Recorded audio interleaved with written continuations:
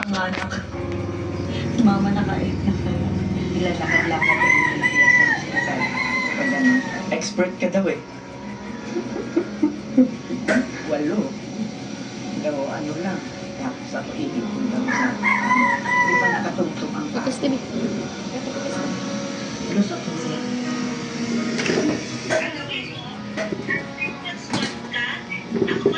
Sigubot ang bata.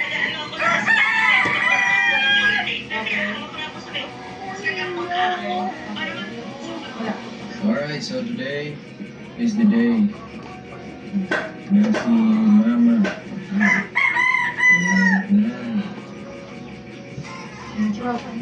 sabihin ko naman yung pangalan. So, naipaalam namin sa hospital na ito na I'm going to keep my calm. Yeah. Kasi sabi ko kasi ako, anong na-umpisa mo? So, pag taranta tayo nag-umpisa, taranta tayo nag-umpisa.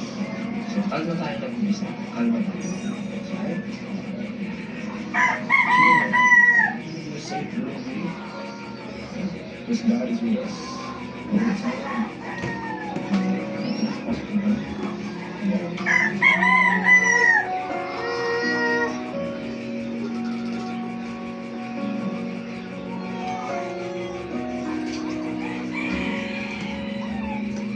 Gusto sana namin, mas,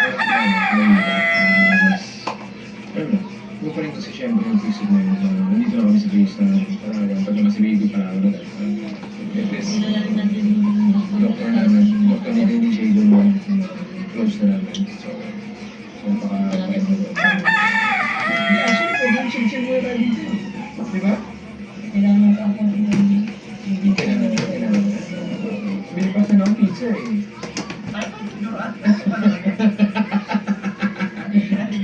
Sabi ko kasi kaya sa mga ano naumpisahan, yun na yun. Pag naumpisa tayo ng taranta tayo magtatapos. Pag naumpisa tayo ng kalma tayo magtatapos. So kalma lang, tinan mo editing ni Diyos. Naumpisahan niya ng rat-rat. Di rat-rat mo yung ending, di ba? Kaya matagal. So, baba na kami. Ang oras namin ngayon ay 5:12, right?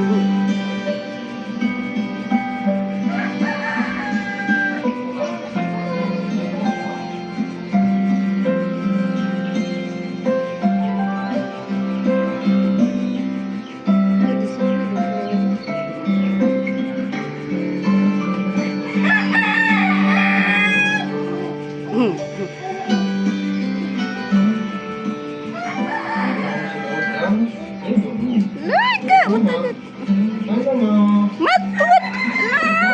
Matay juga na. Tuwang gay ka. Okay. Lah, matuan ka. Biskut kang bata ka.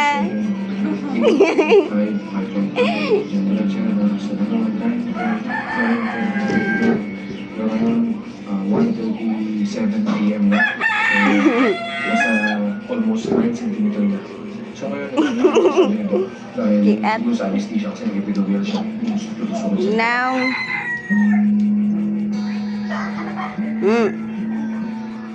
Nilagyan siya ng anesthesia din para hindi maramdaman. So ngayon kasi kanina nagko-contact. So hindi gusto yung tiyan niya ng sundo. Kaya kailangan siya magiging ng anesthesia. Kasi pag hindi, sigurado kung hanggang mula kanina 9 PM or 8 PM nagsisisigaw na yan. So ako ang Diyos ngayon dahil nasa gawa. No.